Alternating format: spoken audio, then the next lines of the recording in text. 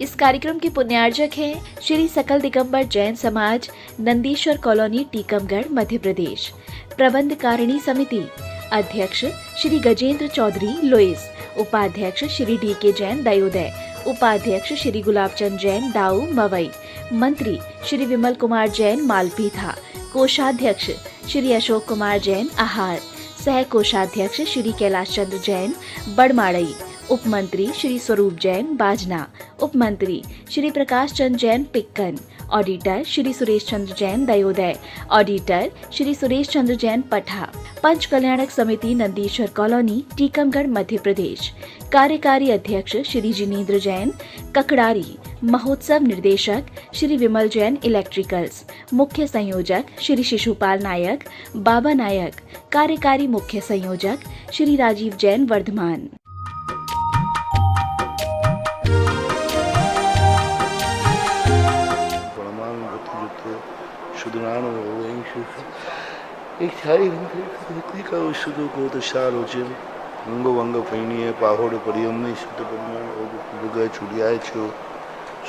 दुदम कहायम शारकालों वंश में पूज्य में वंदागण वैष्णव में दुखों को मुखो बोलाहु शिव।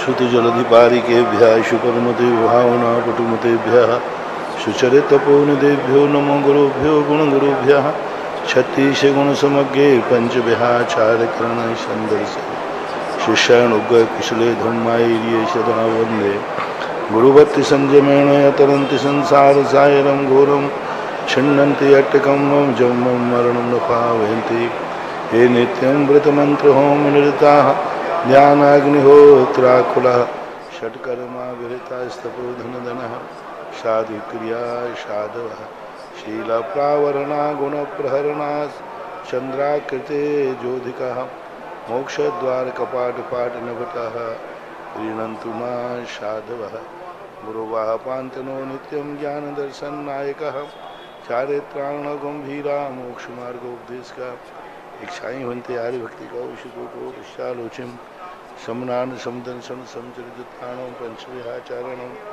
आयरियाणा मायाराधि सुदुनानो देश्याणो वज्जायाणो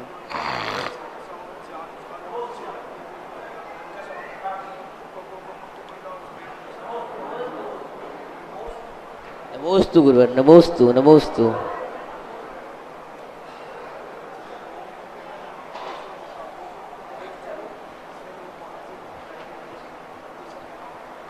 अपराणिक प्रक्षणा स्वाध्याय विलयांश।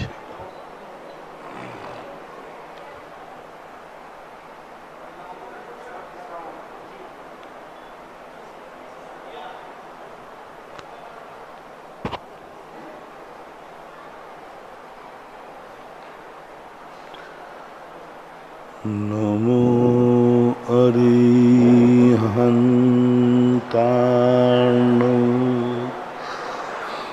नमो सिद्धाणो नमो आयर्याणो नमो वज्रायाणो नमो लोये सवशाहूणं। पंच परमिष्टि भगवान के आचार्य श्री गुरुवर कुंद महाराज की जय। आचार्य श्री गुरुवर विद्यासागर महाराज जय।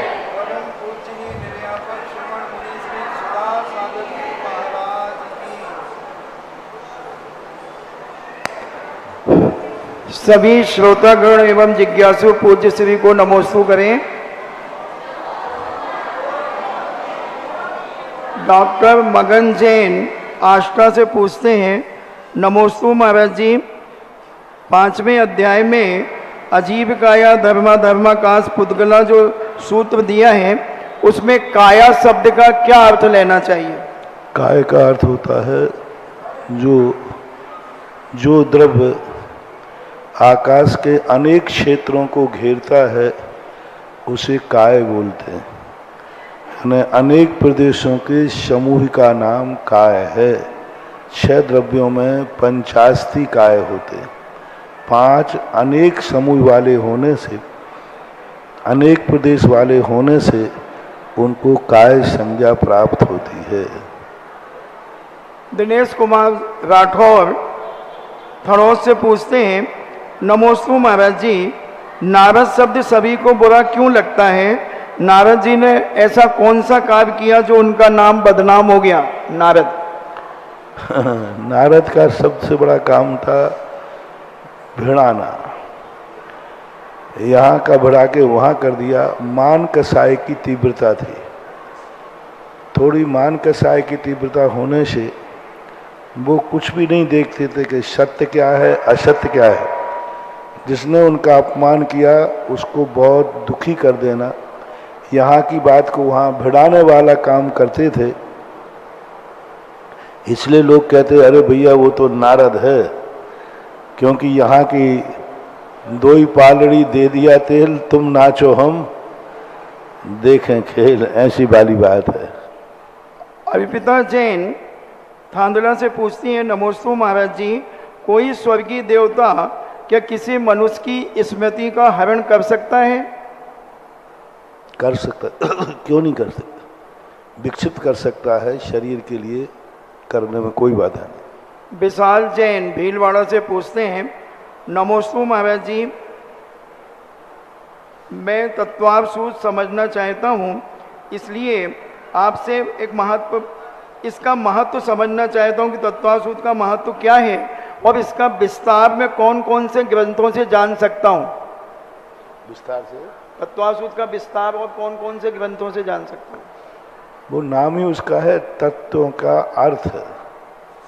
वस्तुतः तत्वार्थ जितने दुनिया में पदार्थ हैं, ये सृष्टि है, ये सृष्टि कैसी है, कैसे परिणमन करती है, ये सुख दुख कौन देता है, सुख दुख से मुक्ति कैसे मिलती है, तो ये सारा संसार, इन्हें कहना चाहिए जैन धर्म की एक कुंजी है तत्वार सूत्र। तत्वार सूत्र में जैन दर्शन का सारांश सब कुछ समाहित हो जाता है।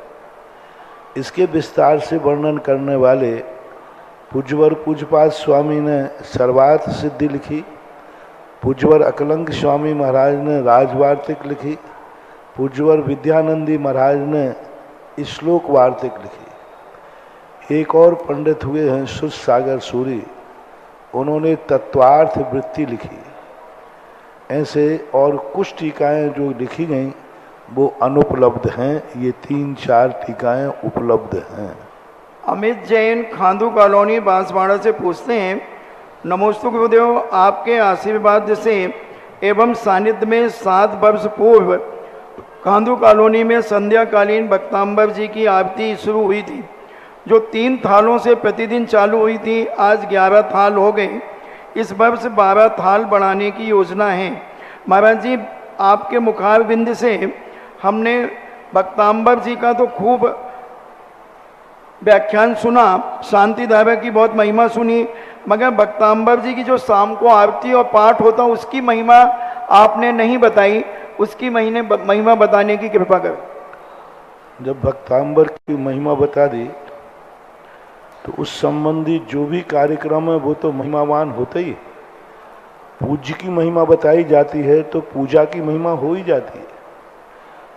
जिस पूज्य को हमने बता दिया कि भक्तांबर इतना शक्तिशाली है और ऐसे भक्तांबर की आरती करना, विधान करना, उसका पाठ करना महिमावान नहीं होता तो अपन क्यों उसकी पूजा करते? महिमावान नहीं होता तो हम क्यों उसकी आरती की बात करते? महिमावान नहीं होता तो अपन उसका पाठ क्यों करते? तो हमेशा आराध्य की महिमा गाई जाती है, आराधना की नहीं। हमेशा पूज्य को उच्चासन पर बैठाला जाता है, पूजा को नहीं। पूजा टेबल पर बैठती है, पूज्य सिंहासन पर बैठता है। तो पूजा जो है वो हम अपने अंदर की श्रद्धा है, पूज्य उच्च होता है। इसलिए भक्तांबर की महिमा बताना ही पूजा की महिमा निहित है, ऐसा मानना चाहिए। अतिशय जैन मुजफ्फरनगर से पूछते हैं, नमोस्तु गुरुदेव, राज ऋषि अमोघ वर्ष महाराज ने प्रश्नोत्तर रत्न मालिका में कहा, दान सहित संपत्ति मिलना दुर्लभ है।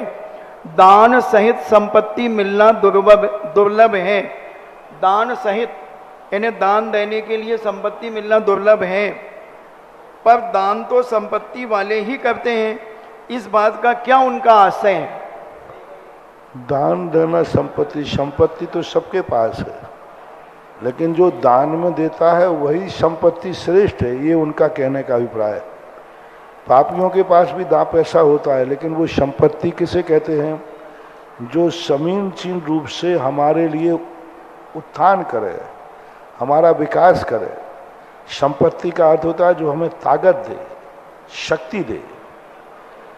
तो जो संपत्ति हमारी शक्ति का नाश करे, हमारी ताकत को कम करे, हमारी शक्तियों को नीचे पतन की तरफ ले जाए, ऐसे पापी के पास जो संपत्ति है, उस संपत्ति को संपत्ति नहीं कहा। संपत्ति वही है जो दान में दी जाती है, दान के लिए की जाती है। आज प्रातःकाल का प्रवचन भी इसी के ऊपर ही तो था, और भक्तांबर पाठ में भी पूज्यवर मानतुंग आचार्य महाराज ने कहा, धनवान कौन है? भूत्या श्रितम ये है नात्म शमम करोति। जो व्यक्ति अपनी संपत्ति से दूसरों को अपने समान बना लेते हैं, वही धनवान है, बाकी सब धन के रखवाले हैं। ऐसा हर्षित जैन भीलवाड़ा से पूछते हैं, नमोस्तु मेरे गुरुदेव, महाराज जी कोई ऐसा ग्रंथ है जिसमें मृत्यु से पूर्व होने वाले संकेतों का अध्ययन किया जा सके और हम अपना मृत्यु महोत्सव मना सकें? मृत्यु के संकेत में कौन से ग्रंथों में मृत्यु संबंधी संकेत प्राप्त होते हैं? बिंदु संबंधी संकेत तो ये बाद में जो प्रश्नोत्तरी निकलती रहती हैं वही हैं। बाकी ग्रंथ तो ग्रंथ ही पढ़ना चाहिए। बिंदुवार जो अध्ययन है, ये अध्ययन ठोस अध्ययन नहीं होता, क्योंकि आगे पीछे का जो विषय होता है, उस विषय से उस बिंदु की कीमत बढ़ती है, उसकी उपयोगिता बढ़ती है। इसलिए बाकी सूत्र रूप में अपना तत्वार सूत्र है ही, ऐसा नहीं। मृत्यु संबंधी मरण के जो संकेत जिन ग्रंथों में भगवती आराधना, मरण कंडिका, मृत्यु के, हाँ, मृत्यु के संकेत के लिए एक रिष्ट समुच्चय नाम का एक ग्रंथ है। उसमें सारी की सारी मृत्यु के ही संकेत दिए गए, इसका नाम रिष्ट समुच्चय है। दूसरा, भगवती आराधना में पूज्यवर शिवकोटि महाराज ने भी बहुत सारे संकेत दिए। और एक मरण कंडिका नाम का एक ग्रंथ है, मरण कंडिका में भी मरण के कुछ संकेत दिए गए। राजीव जैन अमर पाटन से पूछते हैं, नमोस्तु गुरुदेव, मैंने ऐसा पढ़ा है आत्मानुभव के बिना सम्यक दर्शन नहीं होता। आत्मानुभव कौन से गुण स्थान में होता है? आत्मा का अनुभव तो सब जीवों को, मिथ्या दृष्टि को भी होता है। हम वेदवी, मैं हूँ, लेकिन हमारे यहाँ जो आत्मा का स्वरूप कहा गया है, जो वैसा अनुभव होना, यथाख्यात चारित्र। यथाख्यात का अर्थ होता है जैसा आत्मा का स्वरूप है वैसा ही उपयोग में, अनुभव में आना। ये 11वें 12वें गुण स्थान में होता है मूल रूप से।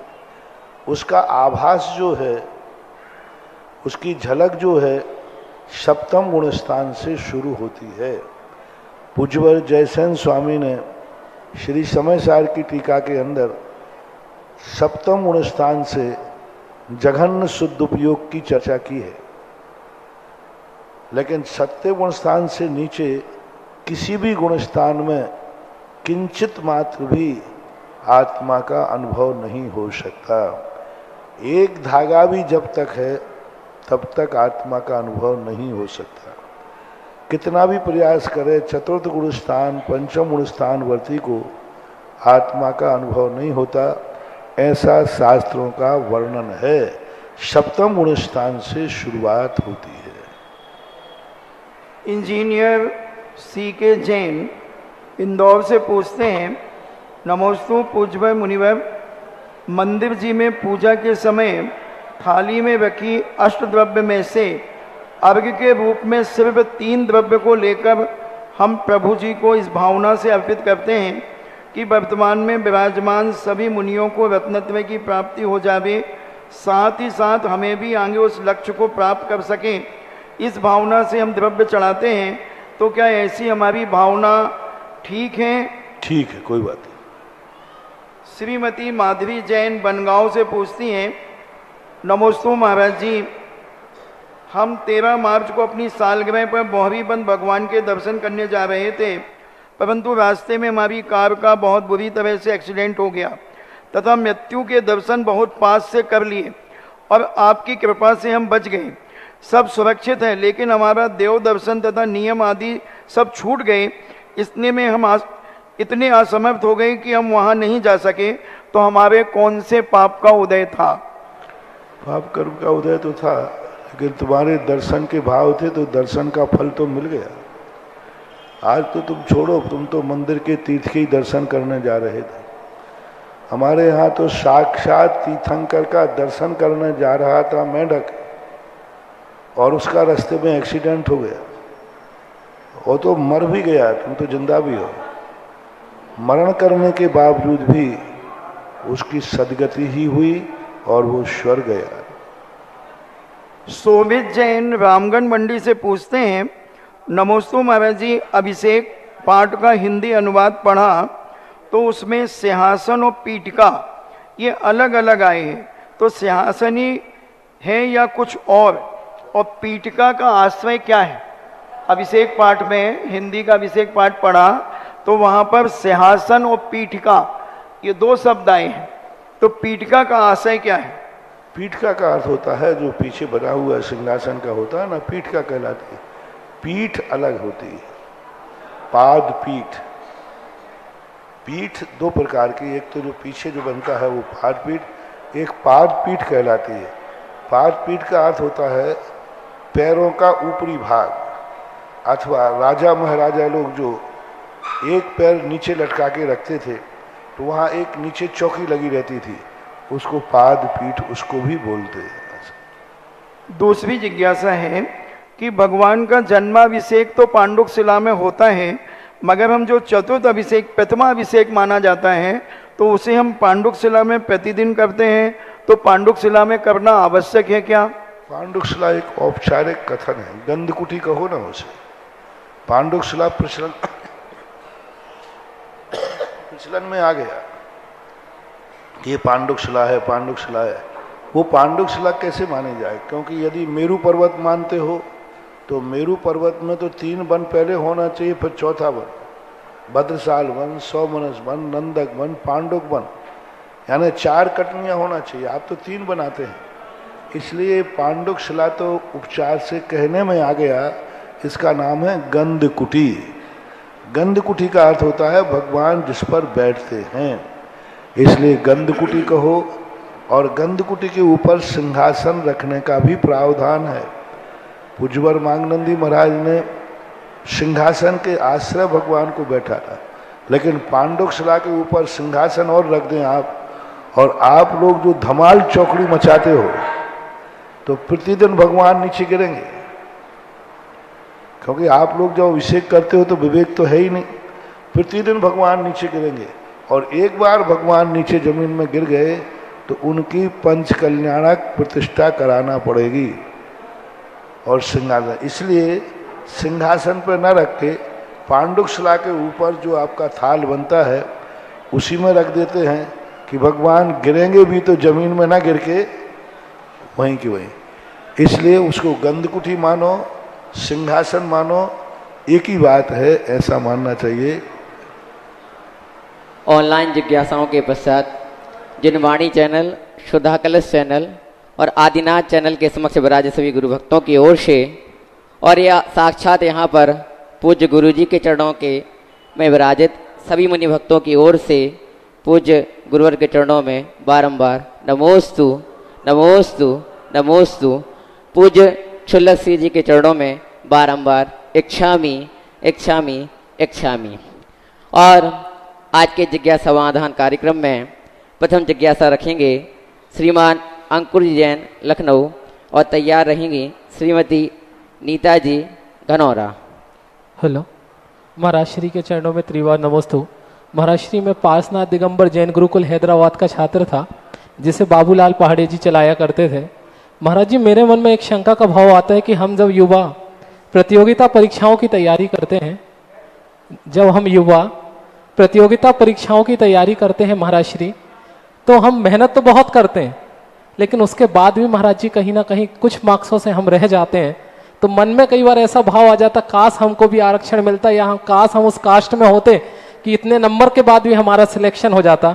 तो ऐसा सोचने में महाराज श्री हमें कोई दोष लगता है क्या महाराज श्री? नमोस्तु महाराज श्री। मात एक चीज तो मिल जाती तो मैं शेड्यूल कास्ट होते थे, नौकरी। बाकी चीजों का क्या होता? कितनी चीजें हैं जो हैं। अब देखो, जब किसी कृपा पर अपनी जिंदगी चलाना ये गरिमापूर्ण जिंदगी नहीं है। वहाँ आरक्षण में नौकरी मिलना भी सम्मान सूचक नहीं है, और यहाँ नौकरी नहीं मिल करके बेरोजगार घूमना भी सम्मान सूचक माना जाता है। सम्मान सूचक है। एक जैनी बेरोजगार भी है, अच्छे नंबर ला करके भी, तो भी सम्मान है। और जो कृपा के अंग में पूछता हूँ, एक विद्यार्थी ने 35 नंबर से पास हुआ, एक 99 नंबर से पास हुआ। एक नंबर का भी गुरु से उसने मांगा कि गुरुदेव या कानून मुझे एक नंबर दे दो, तो कानून कहता है तुम्हें एक नंबर भी नहीं मिलेगा। और एक विद्यार्थी को 33 नंबर नहीं आकर 23 नंबर आए, उसको बिना मांगे 10 नंबर दे दिए। बिना 10 ग्रेस के होते ना, ग्रेस के, तो 10 नंबर ग्रेस के लेकर पास होना ठीक है, और एक नंबर भी मांगा तो वहां एक नंबर नहीं दिया गया। दोनों में उचित क्या है? एक नंबर मांगा, उसने कहा साहब मैं फर्स्ट क्लास में एक नंबर में आ जाऊंगा। कानून में कोई एक नंबर देने का प्रावधान नहीं है। और फेल होने वाले को तो बोलो सम्मान किस में है? जिसमें एक नंबर नहीं मिला तो भी इज्जत है, और यहाँ 10 नंबर मिल गए तो भी। इसलिए ये सब सोचो कि मत सोचो कि हमें कृपा से उसमें मिल जाता। कोई बात नहीं, नौकरी नहीं मिलेगी तो नहीं मिलेगी, दूसरा कार्य करो। इसलिए जैनियों को हमेशा नौकरी, अरे जैनी लोग नौकरी कर रहे, यही दुर्भाग्य है। तो मेरा बस चले ना तो मैं 100% नौकरियां जैनियों से रहित कराऊं। जैनी को नौकरी मिलना ही नहीं चाहिए। क्योंकि हमारा तो सिद्धांत शास्त्रों में जैनी किसी का नौकर नहीं होता है। जैनी तो वो है जिसके यहाँ लोग नौकरी करते हैं। जय हो गुरुदेव, जय हो जय हो। तो मेरी भावना तो है कि जैनी सेठ बने जिसके यहाँ दूसरे लोग नौकरी करें। और नौकरी करने की बात आती है तो ठीक है, अब आज का जमाना ऐसा हो गया कि राष्ट्र ही नौकरी से चल रहा है। राष्ट्रपति वेतन में है, सबको वेतन मिल रहा है। तो आजकल एक नौकरी की ऐसी फैशन चल गई है, कलयुग की बलिहारी है। अन्यथा ऋषभ देव ने आजीविका के साधनों में कहीं नौकरी रखी नहीं थी। नौकरी का अर्थ होता है मजबूरी, कमा नहीं सकते, कुछ नहीं कर सकते, इसलिए नौकरी करना पड़ती है। तो मैं तो यही आशीर्वाद दूंगा कि नौकरी नहीं लगे तो शेड्यूल कास्ट बनने की अपेक्षा सेठ बनो, सेठ। नमोस्तु महाराज, नमोस्तु महाराज, नमोस्तु। और गुरुवर का ऐसा आशीष सभी के ऊपर प्रतिफलित होता है। गुरुवर आपके सारे भक्त सेठ ही बनते हैं। और चलिएगा, जिज्ञासा रखिए नीताजी जैन धनौरा, और तैयार रहिए अनिमेश जी जैन पथरिया।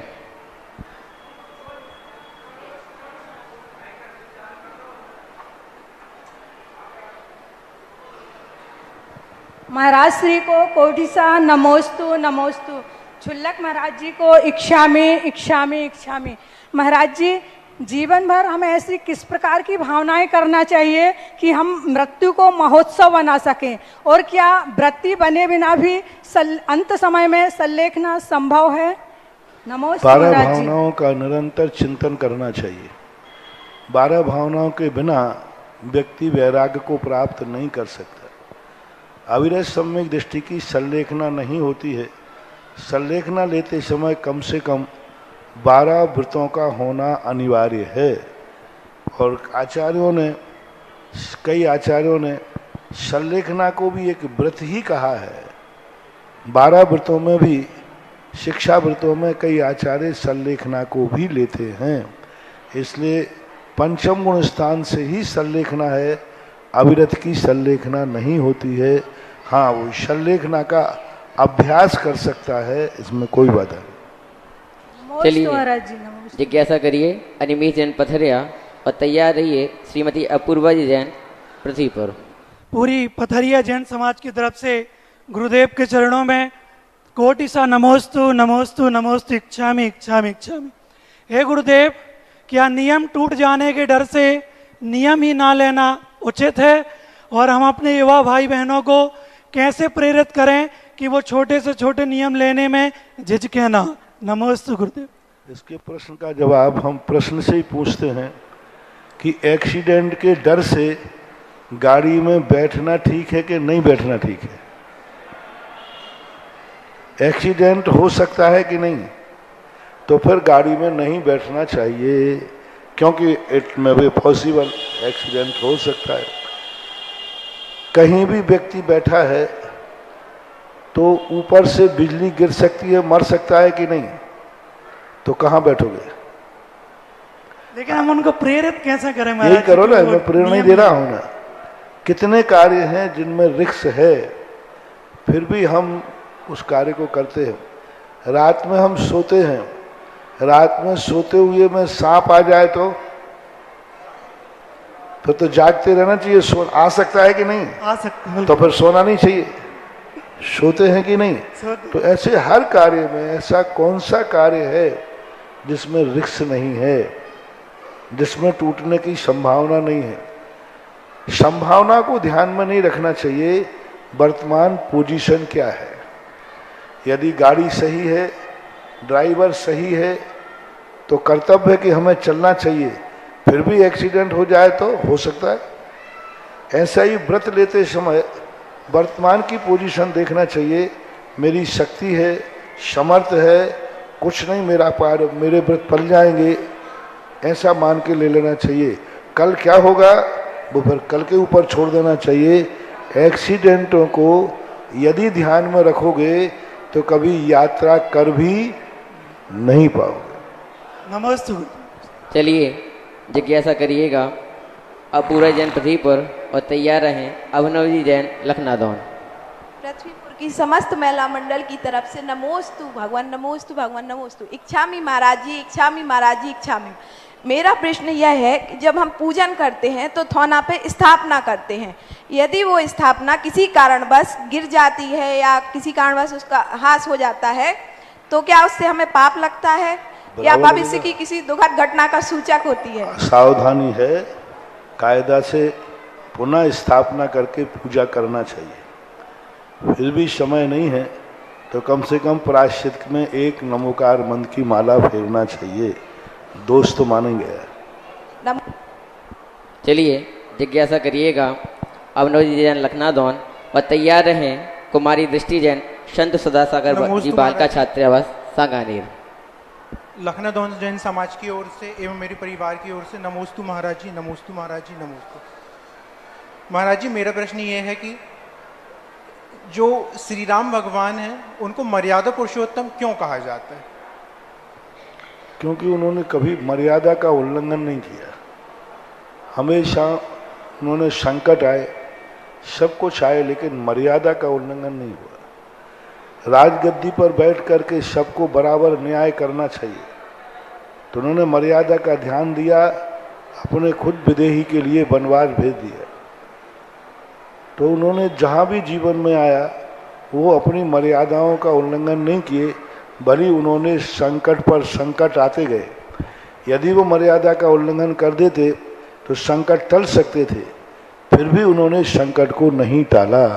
संकट से नहीं टले लेकिन मर्यादा का उल्लंघन नहीं होने दिया। कई प्रसंग उनके जीवन में हैं जिन कारण से वो मर्यादा पुरुषोत्तम कहलाते। चलिए जिज्ञासा करिए अज दृष्टि जैन और तैयार रहिए श्रीमान अजय जी जैन बुखारिया। परम उपकारी गुरुवर के चरणों में नमोस्तु नमोस्तु नमोस्तु। शुल्लक जी के चरणों में इच्छा में इच्छा में इच्छा में। महाराज श्री द्वारिका जलने के प्रसंग में ये आता है कि द्विपायन मुनि के कंधे से तेजस पुतला निकला था और द्वारिका जल गई थी। लेकिन हरिवंश पुराण में अभी प्रसंग आया था कि द्विपायन मुनि मर करके देव बने और द्वारिका जली। तो हमें किसे प्रमाण मानना चाहिए? अब ये क्या है कि दोनों प्रमाण मानना चाहिए, क्योंकि अपने सामने ये घटना घटी नहीं और दोनों आचार्य हमारे लिए विचारणीय हैं कि कौन को हम गलत कहें कौन को सही कहें। यही कह सकते हैं द्वारका तो जली है, ये तो पक्का हो गया। अब मुनि अवस्था में जलाई है तो भी आगम से तो कोई बाधा नहीं आ रही, क्योंकि अग्नि पुतला निकल करके 12 योजन तक द्वारिका भस्म होती है। शास्त्रों में इसमें भी कोई बाधा नहीं है। और मुनिराज मर करके अग्नि कुमार देव हुए तो अग्नि कुमार देव भी आकर जला सकता है, इसमें भी कोई बाधा नहीं है। तो आगम से तर्क से दोनों मतों में कोई बाधा नहीं जा रही है। इसलिए अपन को तो दोनों मत ये हैं, दोनों मतों को स्वीकार करना चाहिए। बस इतना पक्का है कि द्वारका जली थी, चाहे कैसे जली, अब यही मानना चाहिए। नमोस्तु गुरुदेव नमोस्तु। चलिए जिज्ञासा करिए अजय जी जैन बुखारिया और तैयार रहिए श्रीमती मंजूलता जी जैन।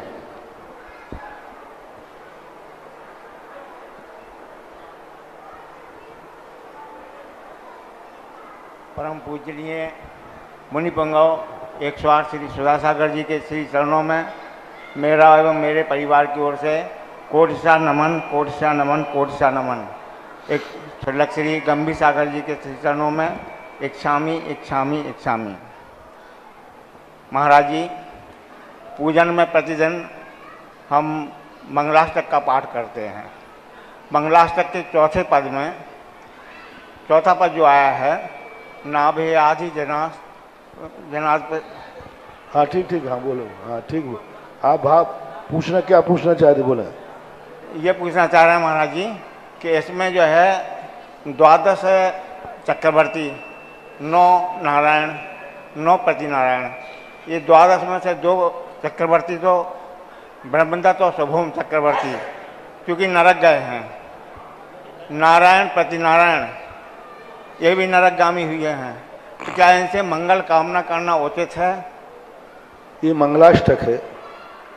मंगल में कौन नरक जाता है कौन स्वर्ग जाता है ये नहीं देखा जाता है। मंगल में जैसे देखो, आपने देखा हाथी को मंगल कहा, घोड़े को मंगल कहा, भरे हुए कलश को मंगल कहा, अचेतन होकर के।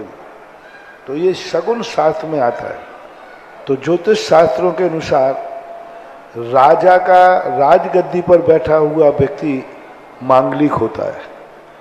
राजा यदि अपने सब शस्त्र के साथ यदि सामने दिखें तो मंगल स्वरूप कहा। चाहे वो नरक जावे उससे मतलब नहीं है, राजा है, राज मुकुट पहने हैं, राज चिन्ह हाथ में लिए हैं, तो ज्योतिष शास्त्रों के अनुसार उसे मंगल कहा जाता है। एक बात।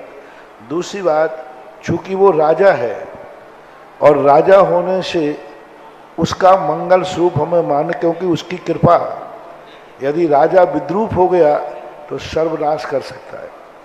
जैसे आपको किसी कलेक्टर से अपनी फाइल पे दस्तखत कराना है, या आप अदालत में गए हैं और मजिस्ट्रेट मांसाहारी है,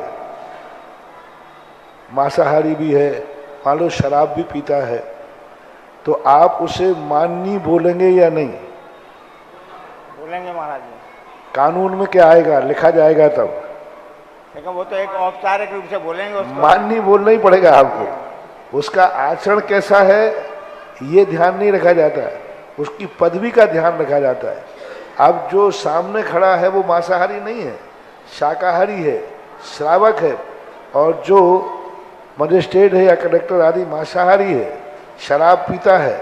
उसके बावजूद भी जब वो गद्दी पर बैठा है तो माननीय मजिस्ट्रेट, ऑनर ऑफ, ऐसा बोलते ना, ऑनर ऑफ, तो आप ये जो रिस्पेक्टेड शब्द कहलाते हैं, तो जो गद्दी पर बैठते हैं उनका रिस्पेक्ट करना ही पड़ता है।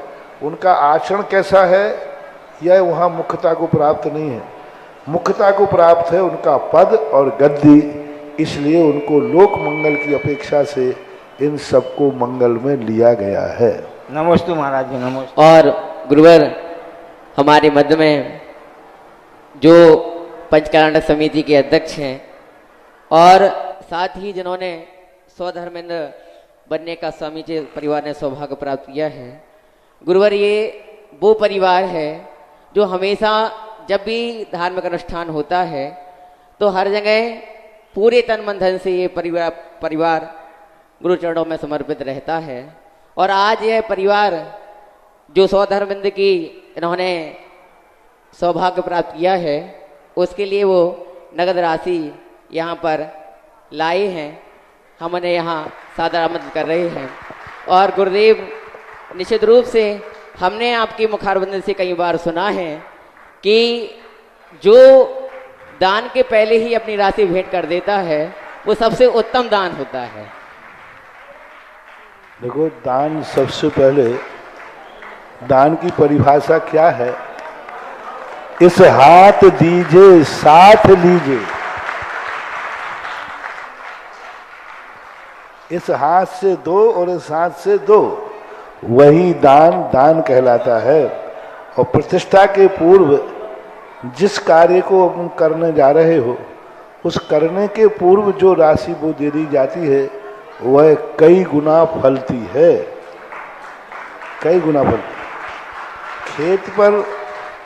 खेत पर राशि की घोषणा कर देने से खेत में फसल नहीं आती, जब बोता है तभी फसल आती है, ऐसा मानना चाहिए। बस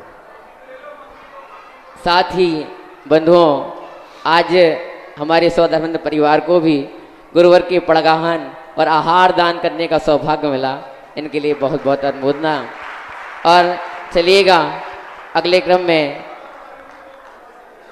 और साथ ही जिन्होंने माता पिता या पतिपुर के पंचकल्याणक महोत्सव में बनने का सौभाग्य प्राप्त किया है, उन्होंने भी 90% राशि यहाँ पर भेंट कर दी है, उनके लिए भी बहुत बहुत अनुमोदना। अरे भाई, भगवान का बाप बन रहा है, इतना अमीर तो होना ही चाहिए कि वो बनने के पहले ही भगवान का पिता बनना अपने आप में मायने रखता है। चलिए जिज्ञासा करिए श्रीमती मंजूरी लता जी जैन, और तैयार रहें बीदरागी जैन बांसवाड़ा। हे स्वामी, नमोस्तु नमोस्तु नमोस्तु। छुल्लक जी, इच्छामि इच्छामि इच्छामि। हे स्वामी, मेरा प्रश्न है कि जो पंचकल्याणक में बैनर वगैरह बनते हैं, उनका उपयोग काट के जिनवाणी वगैरह पे चढ़ाने का करते हैं, इसमें क्या कोई दोष लगता है? नमोस्तु नमोस्तु। इनमें ऐसा कोई दोष नहीं होता है, बस इनको चलाकर अपमान नहीं करना, क्योंकि ये प्रतिष्ठित नहीं है, ये छाया कहलाती है। जैसे कोई बाधा नहीं चढ़ाने को। जैसे अभी ये मूर्ति है, अभी मान लो प्रतिष्ठा नहीं हुई, अपन नीचे भी रख देते हैं, नीचे रखी रहती, उतार के रख देते, कोई बाधा नहीं। लेकिन जब प्रतिष्ठित हो जाती है फिर सिंहासन पर विराजमान होते हैं। आज का युग चल रहा है, कई बार कुछ चीज़ें युग के अनुसार ही बढ़ना पड़ती है, इसलिए बैनर आदि लगा लेते हैं, ऐसा कोई दोष नहीं। उसमें महाराज जी भगवान की फोटो बनी रहती है, इसलिए पूछ रहे। चलिए जिज्ञासा करिए बीतराग जैन बांसवाड़ा, और तैयार रहें नीतीश जैन सागर। नमोस्तु गुरुदेव। वर्तमान 24 में गुरुदेव तीर्थंकरों के चिन्ह होते हैं, तो महाराज जी मतलब हम तीर्थंकरों की मूर्ति पहचान सकते हैं, लेकिन जो भूतकाल और भविष्य काल के जो तीर्थंकर है उनके गुरुदेव चिन्ह नहीं मतलब मिलते हैं, तो फिर उनकी पहचान कैसे करें? चिन्ह की उपलब्धि नहीं होती, चिन्ह तो कोई ना कोई रहेगा, तो इसलिए चिन्ह के स्थान पर उनका नाम लिख दिया जाता है, इससे नाम से पहचान होते हैं। 9वीं 10वीं शताब्दी के बाद किसी भी मूर्ति पर चिन्ह उत्कीर्ण किए ही नहीं जाते थे। महासामन अकृत्रिम चैत्यालयों में कोई चिन्ह नहीं होता। अरहंत भगवान की मूर्तियां हुआ करती थी। 9वीं 10वीं शताब्दी के बाद से चिन्ह उत्कीर्ण करना शुरू कर दिए। चिन्ह उत्कीर्ण करना जरूरी नहीं है, लेकिन वर्तमान में परंपरा चल रही है तो भूत और भविष्य के भगवानों के चिन्ह उपलब्ध नहीं हैं। नमस्ते गुरुदेव। जिज्ञासा करें नीतीश जी जैन सागर और तैयार रहें श्रीमती समता जैन। नमोस्तु गुरुदेव। हे गुरुदेव, मेरी आपसे जिज्ञासा है कि हमारे प्रतिपुर नगर में भी आपकी आशीर्वाद से 12 वर्षीय पाठ्यक्रम विगत 5 वर्षों से निरंतर चल रहा है और इसमें करीब 25 से अधिक स्वाध्यायी करने वाले लोग कर रहे हैं निरंतर स्वाध्याय। गुरुदेव, मेरी आपसे यह जिज्ञासा है कि स्वाध्याय करने वाले लोगों में 90% से अधिक महिलाएं रहती हैं, तो प्रथम प्रश्न यह है कि पुरुषों की संख्या कम होने का कारण क्या है, और द्वितीय प्रश्न मेरा यह है इसी से संबंधित। आजकल हर क्षेत्र में महिलाएं फर्स्ट आ गई हैं। आजकल इंटरव्यू देखो, जहां देखो वहां बच्चियां पास आने हो रही। 2 बातें हैं, एक तो इनका 24 घंटे इनको अर्थ कमाने का विकल्प रखा रहता है। दिन भर जाकर के कोई नौकरी कर रहा है, कोई व्यापार कर रहा है, कोई धंधा कर रहा है, एक बात। दूसरी बात है कि इनको अपने पुण्य का अहंकार आ गया है कि मैं तो पुरुष हूँ, मुझे कुछ भी ज़रूरत नहीं है। महिलाएं बेचारी वैसे ही अपनी पर्याय को दुखी मानती हैं और उनको समय भी मिलता है। इतना टेंशन वाले काम महिलाओं को नहीं करना, इनको घर गृहस्थी के काम करना पड़ते हैं, खास तौर से जैन महिलाओं को। इसलिए इनको स्वाध्याय में समय निकल आता है। इनका तो 24 घंटे टेंशन में रहते हैं। फिर भी श्रावकों को, पुरुषों को सबसे ज़्यादा स्वाध्याय की ज़रूरत है, क्योंकि महिलाएं इतना ज़्यादा पाप नहीं करती, महिलाएं इतना ज़्यादा हिंसा का काम नहीं करती। उनको झाड़ू बुहारी की ही हिंसा करना पड़ती है जो घर गृहस्थी में होते हैं। इनको ज़्यादा झूठ नहीं बोलना पड़ते, घर गृहस्थी के झूठ बोलते। ये ज़्यादा चोरी नहीं करते। महिलाओं में आज भी बहुत कुछ धर्म अपने आप इनका पलता है। जैन महिलाएं का सबसे ज़्यादा पाप करते हैं, करना पड़ते मनुष्यों को, पुरुषों को। इनको हिंसाएं भी बड़ी बड़ी करना पड़ती हैं। खेती कर रहा है तो खेती है, और भी धंधे पानी में झूठ भी बड़े बड़े बोलना पड़ते हैं। चोरी आदि भी इनको आदि व्यापार धंधा होने से करते ही हैं। तो बहुत सारे ऐसे पाप हैं जो पुरुष ज़्यादा करता है। इसलिए पुरुष को सबसे ज़्यादा स्वाध्याय भी करना चाहिए। स्वाध्याय करेगा तभी वो उन पापों के प्रति बच पाएगा, बचने का परिणाम करेगा। अरे मैंने शास्त्र में पढ़ा है ऐसा नहीं करना, तो ये बहुत बड़ी भूल हो रही है। चतुर्थ आदि कालों में स्वाध्याय करने की परंपरा पुरुषों में थी। हमने किसी भी शास्त्र में रानियों के संबंध में तत्व चर्चा करने का उल्लेख विशेष नहीं पाया, 1-2 को छोड़कर। लेकिन जितने राजा महाराजा अच्छे हुए हैं ये नियम से स्वाध्याय करते थे, तत्व चर्चा करते थे। भरत चक्रवर्ती तत्व चर्चा करता था। जितने बड़े बड़े अच्छे राजा महाराजा हुए ये नियम से तत्व चर्चा करते थे। इसलिए पुरुषों को आध घंटे 1 घंटे का स्वाध्याय जरूर करना चाहिए, तभी वो अपना भविष्य उज्जवल रख पाएंगे। अन्यथा वर्तमान तो ठीक है, भविष्य अंधकारमय हो सकता है। गुरुदेव, पाठ्यक्रम से संबंधित मेरी द्वितीय जिज्ञासा यह है कि ऐच्छिक विषय के रूप में वर्तमान युग के ग्रंथों को रखा गया है, जैसे आदि पुराण जी, पद्म पुराण जी और बृहद कथा कुश जी। तो अधिकांश लोग यह करते हैं कि या तो ऐच्छिक विषय का प्रश्न पत्र देते ही नहीं है या स्वाध्याय नहीं करते हैं। तो इसके कारण से प्रथमानुयोग का उनका जो स्वाध्याय रहता है वो अभाव रह जाता है उसका। तो क्यों? क्योंकि उसके नंबर जुड़ते नहीं है ना पाठ्यक्रम में। ऐच्छिक इसलिए रख दिया गया क्योंकि अब पुराण कथाएं हैं, इनको यदि अनिवार्य रखते हैं तो ये लोग पढ़ नहीं पाते थे। तो सब लोगों की जैसी मांग होती है, अब कथाएं हैं, इनको पढ़ाने की जरूरत नहीं, ये स्वयं पढ़ सकते हैं। लेकिन वो सिद्धांत ग्रंथ आदि जिनको पढ़ाना जरूरी है, इस अपेक्षा से रख दिया। तुम ऐच्छिक को ही अनिवार्य मान लो, ऐसा कर सकते। जिज्ञासा करें समता जी जैन, तैयार रहे अनिल जी पांडे। मुनि श्री के चरणों में नमोस्तु नमोस्तु नमोस्तु। छुल्लक जी के चरणों में इच्छामि इच्छामि इच्छामि। महाराज श्री, मेरा प्रश्न है वज्रपंजर स्तोत्र से, यश्चैवं कृते रक्षाम परमेष्टि पदै सदा तस्य न स्याद् भयं व्याधि राजिश्च कदाचन।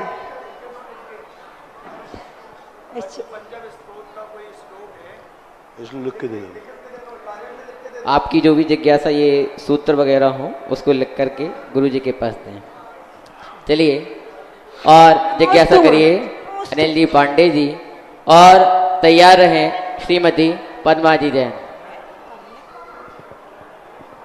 परम श्रद्धे गुरु जी के चरणों में प्रणाम करता हूँ, दंडवत करता हूँ।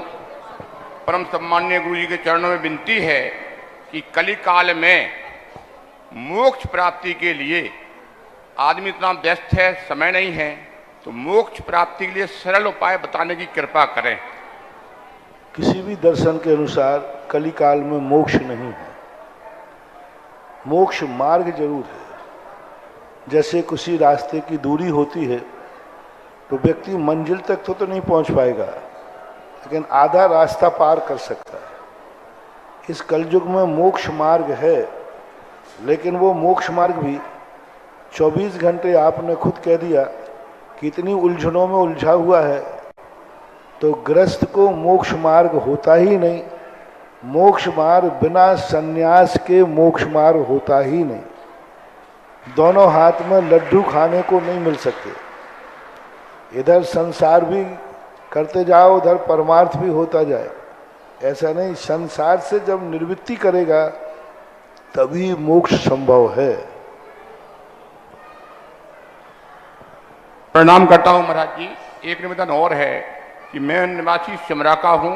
सिमरा में अति प्राचीन जैन मंदिर है। समाज के 10-12 परिवार रहते हैं। महाराज जी के चरणों में बार बार विनती है कि 10 किलोमीटर दूरी पर है तो सिमरा पधारने की कृपा करें, जिससे कि हमारे सिमरा में कोई अच्छा कार्यक्रम हो सके और धर्म का प्रचार हो सके। महाराज जी के चरणों में बार बार प्रणाम है। सिमरा कोई गांव है? सिमरा, सिमरा यहाँ से पवा के लिए जाते हैं तीर्थ क्षेत्र में, तो रास्ते में मिलता है महाराज जी। चारों दिशाओं में 10 किलोमीटर पर कोई गांव है, कोई एक दिशा ही तो पकड़ी जा सकती है। हाँ, तो चारों दिशाओं में पहले। और बुंदेलखंड का तो एरिया ऐसा है कि इतने गांव हैं कि इन्हीं गांव में घूमते रहो तो पूरी जिंदगी निकल जाए गांव में घूमते घूमते। इसलिए महाराज जी चरणों में विनती कर रहा हूँ, निवेदन कर रहा हूँ कि लंबे समय से एक माता जी आई थी 8-9 साल पहले, तब से किसी महान संत का आगमन नहीं हुआ है। मैं भी जैन धर्म को मानता हूँ। गिरनार जी गया, कई बार महावीर गया, और हमारे सौभाग्य है कि हमारे सामने जैन मंदिर है, तो हम जैन धर्म को मानते हैं। इसलिए महाराज जी के चरणों में बार विनती है कि कृपा करें। चलिए जिज्ञासा करिएगा श्रीमती पद्मा जी जैन, और तैयार रहें श्रीमती संगीता जी जैन। मुनि श्री के चरणों में त्रिवार नमोस्तु नमोस्तु नमोस्तु। छुल्लक जी के चरणों में इच्छामि इच्छामि इच्छामि। महाराज जी, विपरीत समय में मन को बस में कैसे करें? विपरीत परिस्थितियों में मन को बस में कैसे करें? किसी भी परिस्थिति में मन को नियंत्रित रखो। किन परिस्थितियों में नहीं, हर परिस्थिति में मन को नियंत्रित रखना ही पड़ेगा, क्योंकि परिस्थिति तुम्हारे नियंत्रण को देख के नहीं आती है। परिस्थिति तो परिस्थिति होती है, नियंत्रण तो अपन को रखना है। अग्नि में अपन उंगली डालेंगे तो अग्नि कितना जलाएगी ये नहीं कह सकते हैं, वो तो अपन को सावधानी रखना है। बाकी परिस्थितियां तो कोई लिहाजा नहीं करती, किसी के ऊपर भी कोई भी परिस्थिति और संकट आ सकता है। मात हमें खुद अपने आप पर नियंत्रण रखना है। नमोस्तु महाराज जी। जिज्ञासा करिए श्रीमती संगीता जी जैन।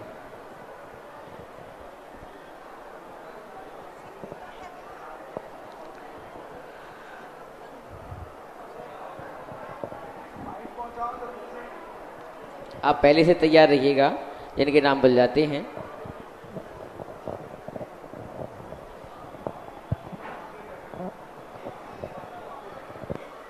मुनिवर को मेरा नमोस्तु नमोस्तु नमोस्तु। छुल्लक जी को मेरा इच्छामि इच्छामि इच्छामि। महाराज जी मेरी जिज्ञासा है कि राग और मोह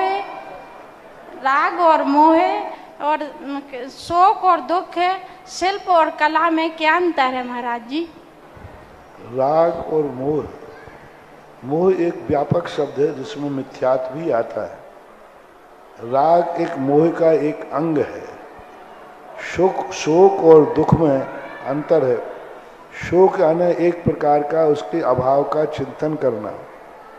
कोई वस्तु हमारे हाथ से चली जाती है उसका शोक बनाना।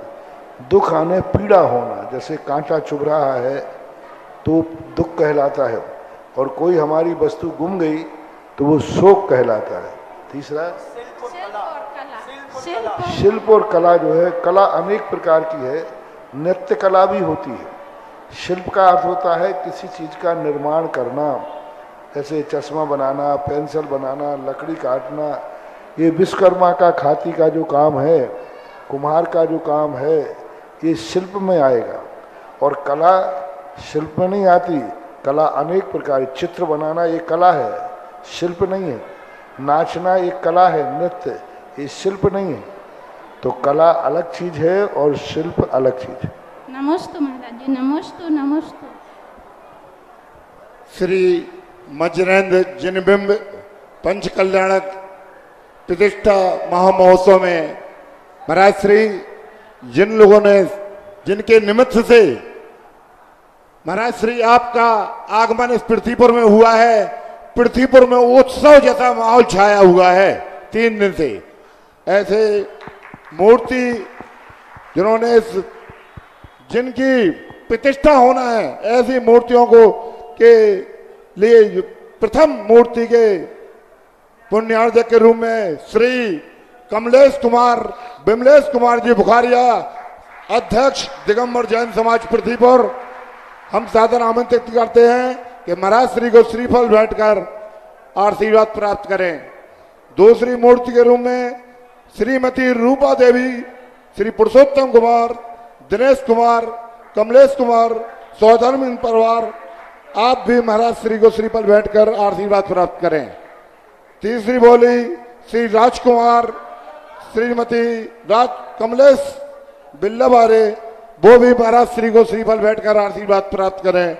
चौथी बोली श्री प्रेमचंद जी, श्री सुरेश कुमार, सुधीर कुमार, रोशन जैन, वो भी महाराज श्री के पास श्रीफल भेंट कर आशीर्वाद प्राप्त करें।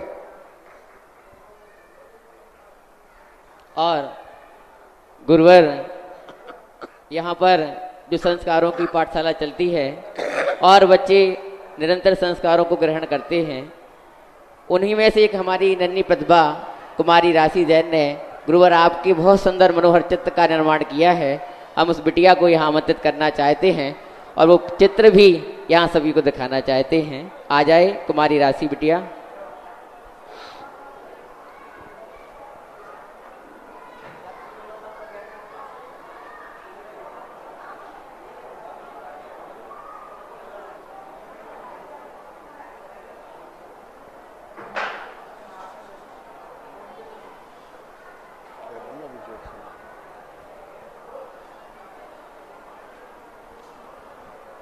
कुमारी राशि जी गुरुवर से आशीर्वाद प्राप्त करें।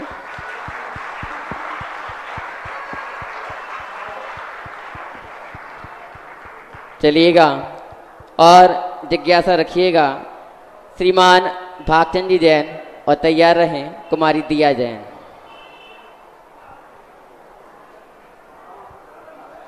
हमारे इष्ट गुरुदेव गुरुवर श्री मुनिपुंगो सदा सागर जी महाराज के चरणों में तेकालवाय नमोस्तु नमोस्तु नमोस्तु। हे गुरुवर, हम पूजा करते हैं तो उसमें जैसे अपन ने चंद्र प्रभु भगवान की पूजा की तो ओम रहीमान हम चंद्र पूजनंदा अत अवता अवता संबुष्ट कहते हैं।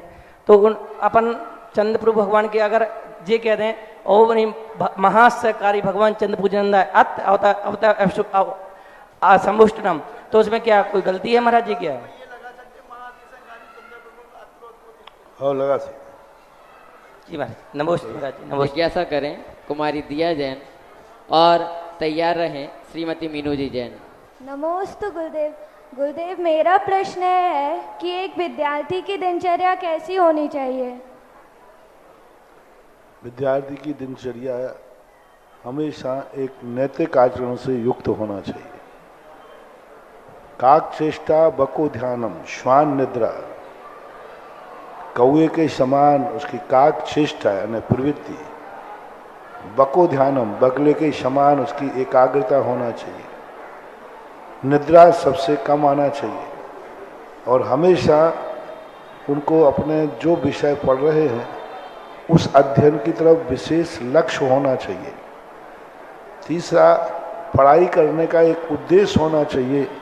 मात्र पैसा कमाना ही हमारा मुख्य उद्देश्य नहीं है, अपने जीवन का उत्थान करना। जैसे आज प्रातःकाल हमने प्रवचन में कहा था, पैसा किस लिए कमा रहे हो ये सबसे पहले महत्वपूर्ण है। वह उद्देश्य हमारा नेक होना चाहिए कि हम पढ़कर के एक अच्छा जीवन जीना चाहते हैं, पढ़ कर के हम परिवार को सुख देना चाहते हैं, पढ़ कर के हम परिवार की इज्जत बढ़ाना चाहते हैं, परिवार को हम सब प्रकार की सुविधाएं देना चाहते हैं। ये उद्देश्य हमारे जीवन में पढ़ते समय होना चाहिए। जब अच्छा उद्देश्य लेकर हम पढ़ेंगे तो पढ़ाई में बहुत अच्छा मन भी लगेगा। मात्र परीक्षा के लिए ही पढ़ोगे तो ज़्यादा नहीं, टेंशन बढ़ेगा, लेकिन जीवन उत्थान के लिए पढ़ोगे तो परीक्षा में तो पास हो गई, साथ में पढ़ाई में अच्छा मन लगेगा। और एक ही बात होना चाहिए कि हम पढ़ने के लिए मात्र इसलिए पढ़ रहे हैं कि जिन परिवार ने माता पिता ने हमें जन्म दिया है उनके पढ़ने के बाद उनको हमारे से कुछ इज्जत मिलना चाहिए, सम्मान मिलना चाहिए और उनको सुख मिलना चाहिए। इसलिए विद्यार्थी का जीवन ऐसा लक्ष्यपूर्ण होना चाहिए। नमोस्तु गुरुदेव। जिज्ञासा करें मीनू जी जैन और अंतिम जिज्ञासा आज की करेंगी कुमारी दीक्षा जैन। मुनि श्री के चरणों में त्रयवार कोटिशा नमोस्तु महाराज श्री नमोस्तु नमोस्तु। छुल्लक जी के चरणों में इच्छा में इच्छा में। मुनि श्री, मेरी ये जिज्ञासा है, जैसे कहीं भी रास्ते में चलते या वैसे पाद प्रक्षालन हो जाता है उसका महत्व, और स्टेज पर बोली लग के जो पाद प्रक्षालन होता है उसका महत्व, इसी प्रकार शांति धारा का भी, जैसे डेली शांति धारा करते हैं अपने हाथ से कर लेते हैं, उसका महत्व आप मुनि श्री के चरण। हमारे यहाँ क्रिया का महत्व नहीं है, क्रिया के साथ में कितना त्याग किया है उसका महत्व है। अब एक व्यक्ति एक कलश करता है तो लाख रुपए में लेता है और एक बाद में फोकट में कर देता है, तो उसने डबल पुण्य है, अभिषेक का पुण्य तो है ही, और 1 लाख रुपया उसने दान में दिए, पैसे का सदुपयोग हुआ तो वो पुण्य अलग मिलेगा। दोनों पुण्य अलग हैं, अभिषेक का पुण्य अलग है और अभिषेक के लिए जो दान दिया है उसका पुण्य अलग है, बहुत अलग है। अभिषेक का पुण्य यही है कि हमारे पापों का प्रक्षालन होगा, और दान का पुण्य है कि वो दिन दूना रात चौगुना बढ़ेगा। दोनों में कितना अंतर आ गया। पाप प्रक्षालन करने से ठीक है तुम्हारे पापों का क्षय होगा, लेकिन श्री वृद्धि नहीं होगी। और वो 7 दान में दिया है तो बुरे दिन तो समाप्त होंगे ही, अच्छे दिन भी आएंगे। तो इसलिए दान पूर्वक की हुई क्रिया, चाहे पादाभिषेक हो, चाहे शांति धारा हो, कोई भी चीज हो, उसके साथ जो तुमने प्लस किया है उस प्लस का महत्व बहुत विशेष होता है, ऐसा मानना चाहिए। एक व्यक्ति सूखे बिना सिंचाई के खेत में बीज बो रहा है और एक सिंचाई के खेत में बो रहा है, दोनों में क्या अंतर है? बहुत ही अंतर है। बस यही अंतर मानना चाहिए। दान पूर्वक की हुई क्रिया सिंचाई के खेत में बोने के समान है और दान रहित क्रिया बिना सिंचाई के खेत में बोने के समान है। मुनिश्री के चरणों में कोटिशा नमोस्तु नमोस्तु महाराज। अंतिम जिज्ञासा करेंगी कुमारी दीक्षा जैन। चलिए।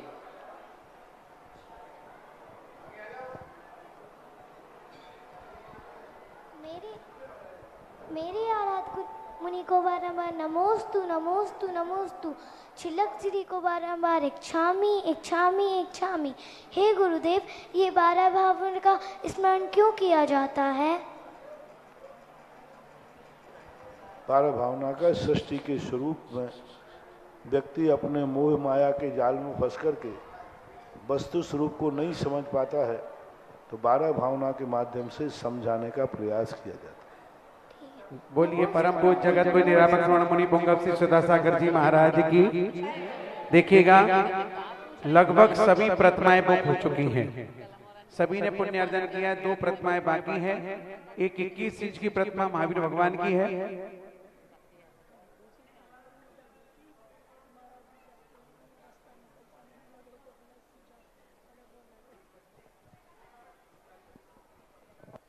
तो वो 21 इंच की प्रतिमा महावीर भगवान की है। जिन्हें भी पुण्यार्जन करना हो, देखो बोली लगेगी महाराज जी के पास तो मामला महंगा ही जाता है।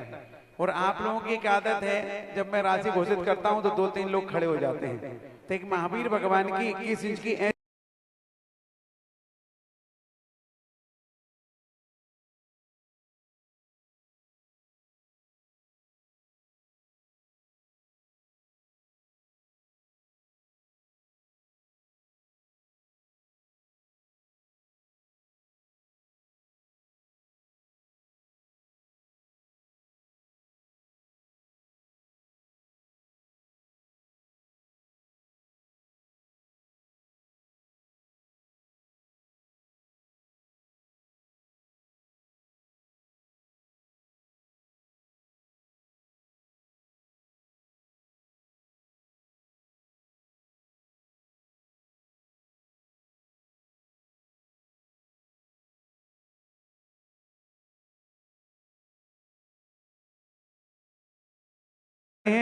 क्योंकि एक प्रतिमा एक राई के बराबर भी विराजमान करना बहुत बड़ा पुण्य का होते है। और ये मंदिर तो ऐसा मंदिर बना है, आरसीसी का नहीं, पाषाण का है, जो हजारों साल तक जिसका कुछ भी बिगड़ने वाला नहीं है। क्योंकि आरसीसी की उम्र कितनी है? 100 साल, और पाषाण की उम्र कितनी? हजारों साल। तो तुम्हारी एक नहीं कई पीढ़ियां दर्शन करेंगी और अपने बाप दादाओं को दुआ देंगी कि हमारे धन्य वो बुजुर्ग जिन्होंने प्रतिमा विराजमान करके पुण्यार्जन किया था। तो जिनको भी देना हो, 11 लाख की एक प्रतिमा 21 इंच की है और 7 इंच की प्रतिमा जिसको विराजमान करनी हो चंद्र भगवान की, उसके लिए 7 कलश के माध्यम से आप विराजमान कर सकते हैं। जिनकी मनोभावनाओं प्रसिद्ध करें, समय कम है, आप अभी विराजमान कर। अगर यहाँ ध्वजारोहण के दिन मैंने बोली लगा दी, जिस दिन गर्भ कणक होगा, यही प्रतिमा आपको 21 लाख से नीचे मिलने वाली नहीं है। अभी तो हमारे अंदर की बात है, फिर बाहर की बात होगी। क्योंकि जब प्रतिष्ठा के मंच पर महाराज जी विराजमान होंगे और वहां पर पुण्यार्जक का नाम बोलेगा, बोली लगेगी, तो आप खुश होकर के दुगने पैसे दे करके लोगे। तो जिनको 21 इंच के महावीर भगवान विराजमान करना है, 11 कलश, और 7 इंच के भगवान जिनको चंद्र भगवान विराजमान करना है, 7 कलश, इन दोनों में फटाफट संपर्क कर लें। और आप कहो तो बोली लगा दूं, बोलो क्या करना है? बोली लगाऊं? भैया जी हमें तो लेना नहीं और हमें देना नहीं। सुबह कई महिलाओं ने भावना भाई थी, अभी भी हमारे पास 21 इंच के भगवान ऐसे टेनोपाल भाई, एकदम वियतनाम भाई के, जिन्हें विराजमान करना हो, मात्र 21 इंच के भगवान है। 21 इंच कम नहीं होता है। तो जिनकी मनोभावना जल्दी संपर्क करके अपनी भावना प्रसिद्ध करें। तब तक हम यहाँ पर आरती की बोली का निर्णय करेंगे। कौन सा भाग्यशाली होगा जो आज गुरु की आरती करके अपने जीवन को धन्य करेगा? जब तक कार्यकर्ता संपर्क कर लें।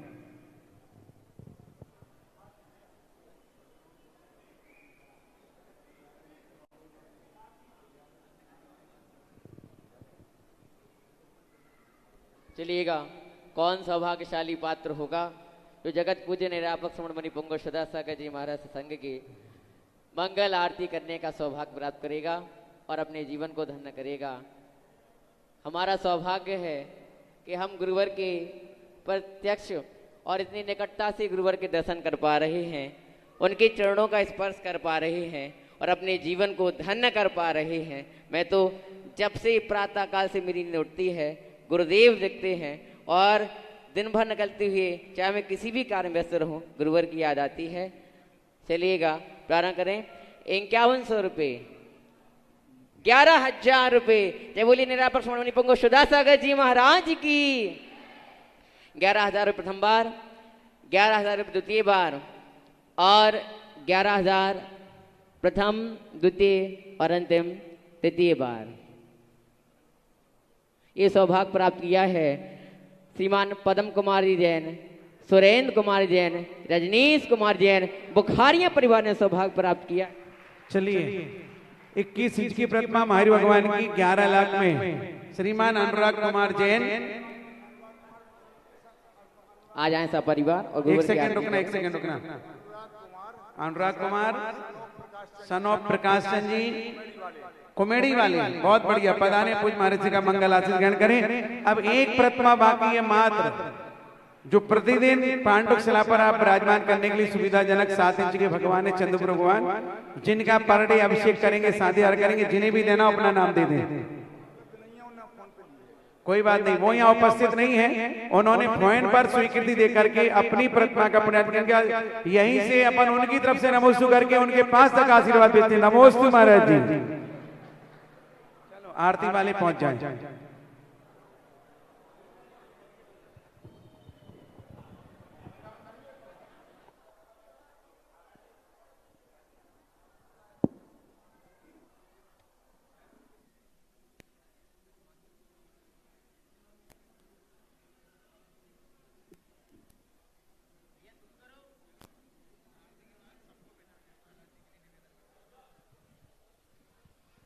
पूज्य छुलक श्री की देशना भी यहाँ पर मुखरित होगी। आप लोग आरती के पश्चात यहीं रुकेंगे।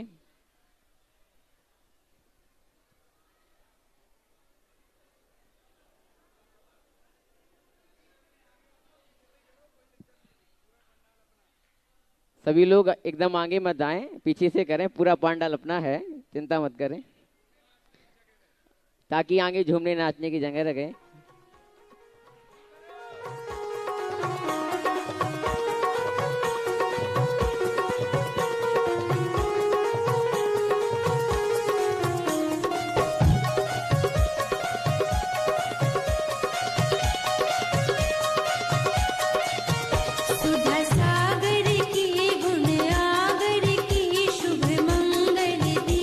सजाए के मैं आज उतारूं